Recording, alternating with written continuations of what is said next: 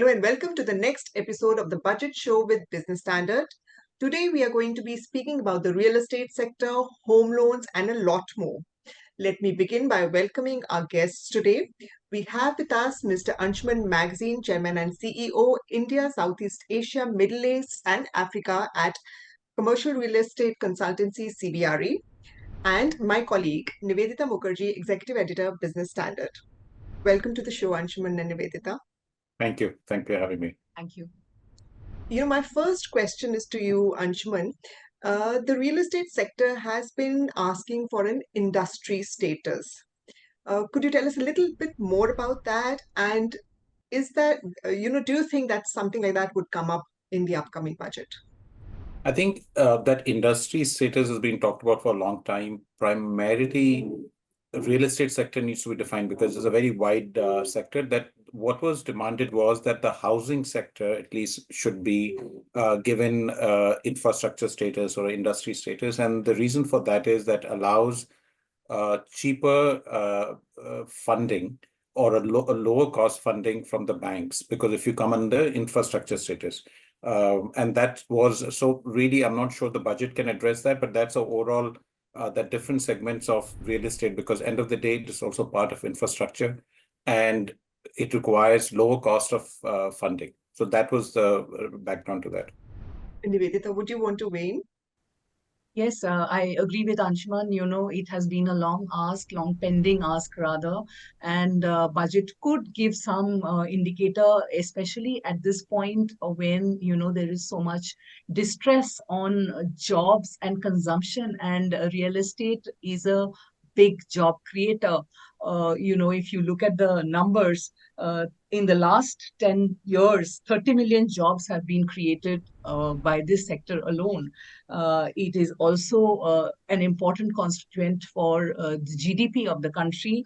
The last number that we have is 6.8% of the total GDP, and the projection is 13% by 2025. So real estate is like really significant. And if the financing gets easier financing through this status that the sector is asking for, industry status or infrastructure status, that will really help, in job creation as well as lifting the consumption story. So I think, yes, budget could give some kind of an indication there.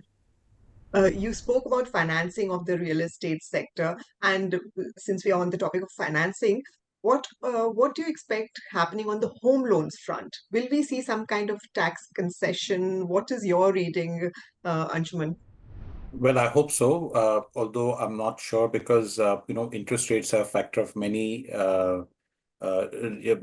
issues, and it is tied to many things in the economy. But what the budget can certainly do is, and I've been saying this for a long time, is especially for affordable housing and any other, because any other key areas in real estate right now, of course, the government would be focused on housing. As you know, the Prime Minister Modi, the first thing he announced was a larger investment in affordable housing when he took up over as a Prime Minister again recently.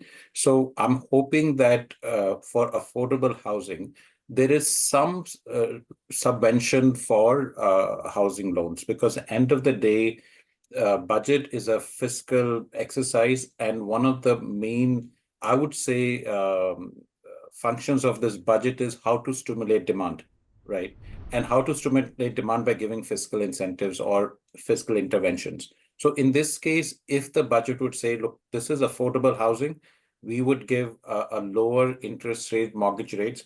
That will make a big difference on the demand for affordable housing. Because what is happening, one of the things in our country is that a lot of the development is coming in the luxury segment. Now, nothing wrong with that, but it then leaves where the real demand is, that is not being met. This is the same thing which is happening in cars, as you would know. The luxury cars are selling. And I think part of the reason, or the main reason, is there isn't enough incentive for developers to go out and do low-cost housing or affordable housing where the demand is. So if the budget, and that's one of my key, asks on this from this budget, is that how can the budget stimulate demand, consumption for affordable and low-cost housing, and incentivize developers to really go and address the supply side. So any tax concessions for developers, I mean, we can discuss that later. But on the consumption side, what you asked, if there is overall, I don't think the budget can say, look, we are reducing mortgage rates substantially. But even if they can do for affordable housing, it'll make a big difference. So demand is there for affordable housing, but there isn't enough incentive for developers to go all That's out on affordable housing and push, that's because correct. that's one area of the sector which has been down. Nivedita, would you want to come in? Yeah, on affordable, I wanted to ask Anshuman, actually, how do you define affordable? There has been so much confusion on what really is affordable, what is affordable in Delhi and Gurgaon is not really affordable in another smaller city or vice versa. So, what is to be Yep. done with that, and how does government settle this issue? I'm glad you mentioned. I just avoided that because it's another discussion and it's a very important point you raised. And there are, as far as I'm concerned, there are 3, 4 categories. And where we do not make a distinction is between affordable and low cost. Forget about luxury also. So there's low cost housing, which the Prime Minister's Awas Yojana is targeting and the government is behind it. And then there's affordable category. And you're really spot on that what's affordable in Mumbai would be luxury in some other city, So there should be clear definition. And what has happened historically, the government has been increasing the affordable, the definition affordable and low cost, but not enough. So today in certain cities, affordable could be 75 lakhs to 1 crore a unit. And others, it could be for low cost, it could be 15 lakhs. But you're absolutely right. First, we need to define it. We need to increase the threshold because of inflation and because of the cost of real estate, cost of apartments have gone up. And then we need to see what fiscal incentives can be given to stimulate demand and the supply in those categories. And city-wise as well. Should there also be a demarcation in that? It could be a range because we have, you could define, because if you do it city-wise, we have hundreds of cities. But basically you can say, for example, low cost housing is, I'm just throwing a number, please hold on to on this. It could be 15 lakhs to 25 lakhs, right? And the affordable could be anywhere range from 45 lakhs to 1 crore. Because today, surprisingly, even in tier 2 cities, some of the tier 2 cities, the cost of residential real estate apartments have gone up. Even I find it very surprising because of course how the economy is performing, etc. So there could be few ranges, and within those ranges, then they can give the fiscal stimulus. Commercial real estate, that has grown, and that is also your area of focus. What is the ask on that front from the government? See, on the commercial real estate has been doing well thanks to India being an offshoring destination and being a tech hub of the country and GCC of the world. And GCCs are the new. Everybody talks about GCCs. In fact, GCCs have been here for a long time. It's just the difference is now the scale has gone up significantly. And second is that new companies coming in. So the commercial real estate, the office market will remain active. And India has got a proven track record in that. The main ask really is not, there are different states have different issues, but primarily I would say that any input cost, and this again goes in residential also. I think if construction sector, like Nivedita mentioned, is a major source of employment. One of the big tasks the government right now has is how to increase employment. As you know, that's a big challenge we have as a country.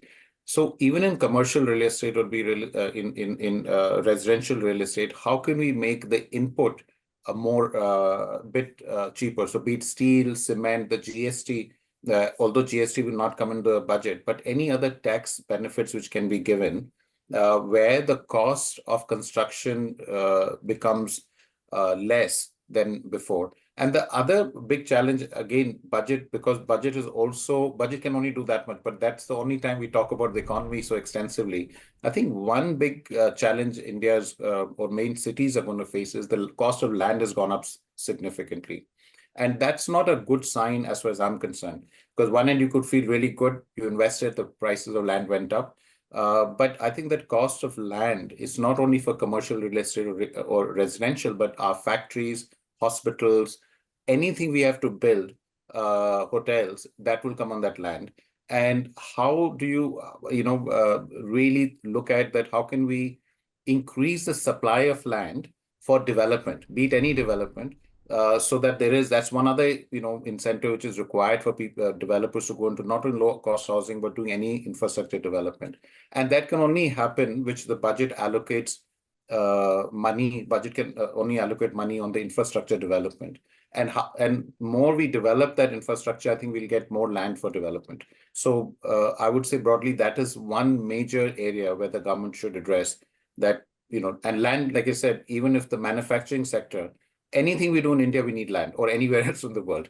And in India, surprisingly, being a developing country, our costs of land are higher than many developed countries. Rita, do you see, land and construction cost, something like that getting addressed in the budget?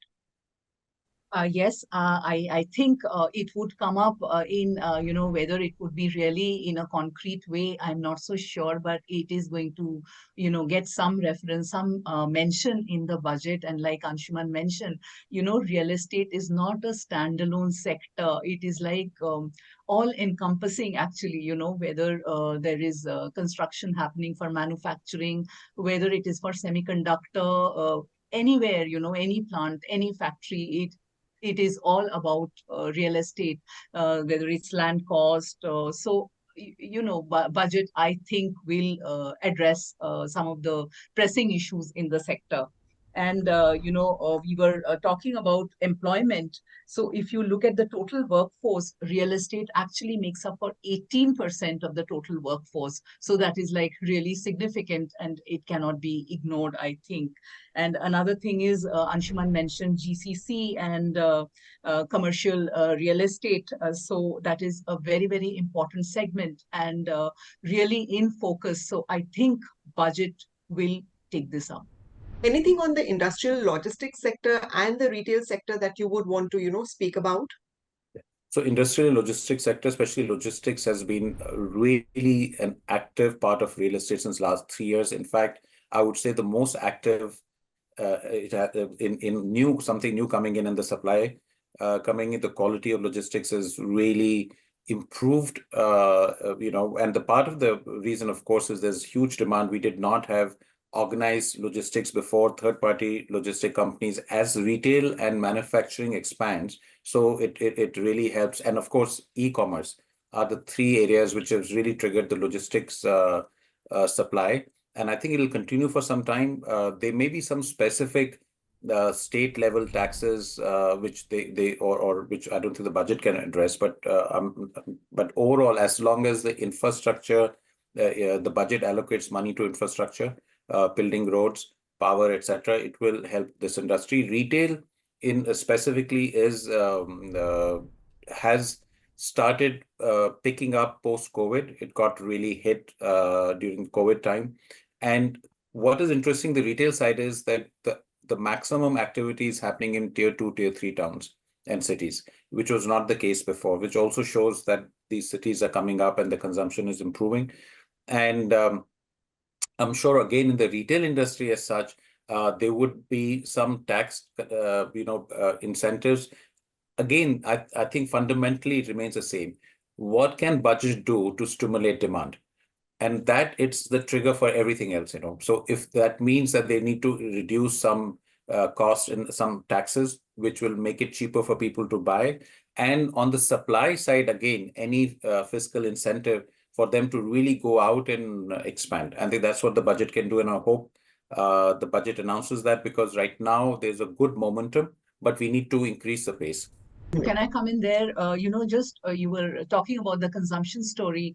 So do you think the tax holiday for affordable housing projects that you've spoken about in the past, that expired in 2022, do you think there will be any reference to that? And could that be revived? And will that help the real estate sector boost the consumption story? Certainly, and I hope it is revived.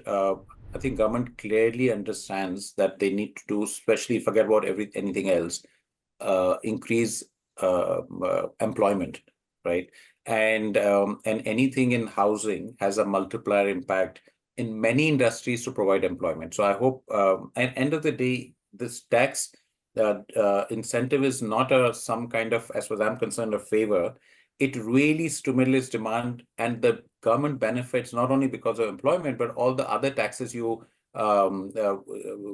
gather, which goes to the government itself when there's more construction, more activity happening. So I'm hoping that this time, if there would be some kind of a push, because one end we have some great government has a great schemes like the Prime Minister's Awas Yojana, which is on the ground constructed, crores of houses, as you know. But that's not good enough.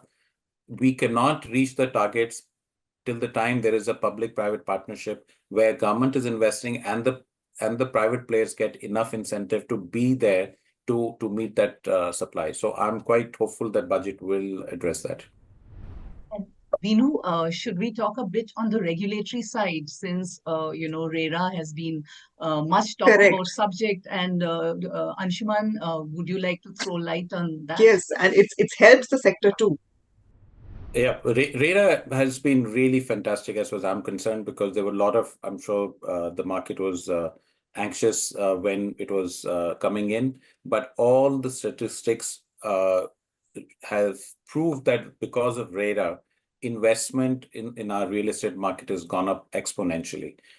It has given confidence not only to the consumers to invest, but also if you look at overall FDI coming in, more importantly, institutions putting money into real estate. I think that and structures like REIT coming in. So this all has led to the Indian real estate market maturing, and I feel as the years pass by, our market will be one of the prominent markets globally, where there will be more both international institutions, be it pension funds, sovereign funds, putting in money, but more importantly, the Indian financial institutions and pension funds are going to have started indirectly putting money, will put in more money, and RERA, I would say, is one of the major triggers for all this.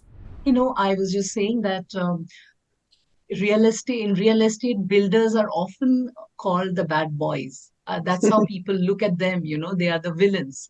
So RERA and the new regulatories, the environment, has it changed that perception, and has it really prevented the fly by night operators who've really troubled the real estate sector and consumers overall? Consumers were left high and dry in so many cases. No, RERA is certainly one of the reasons, besides the economy going up, that there is, especially in the residential sector, the demand has been really good in last couple of years. The residential sector is doing well as thanks to RERA, and it has no doubt it has been a deterrent for, like you mentioned, people who are not organized enough to be in that sector, the fly-by-night operators. It has really mostly cleaned them out. And yeah, and it's given a lot of comfort to consumers. I think I give a lot of credit to RERA for what all the positive numbers we see in the residential market since last couple of years.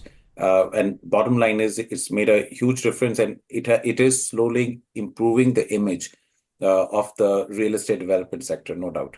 I think we'll come to a wrap on that. We are completely out of time. Thank you, Anshuman. Thank you, Nivedita.